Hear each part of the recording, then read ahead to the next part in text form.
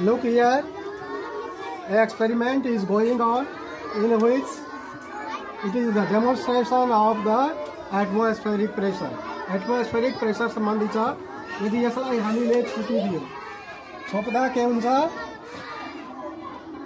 एकछिनपछि यो निप्छ हैन?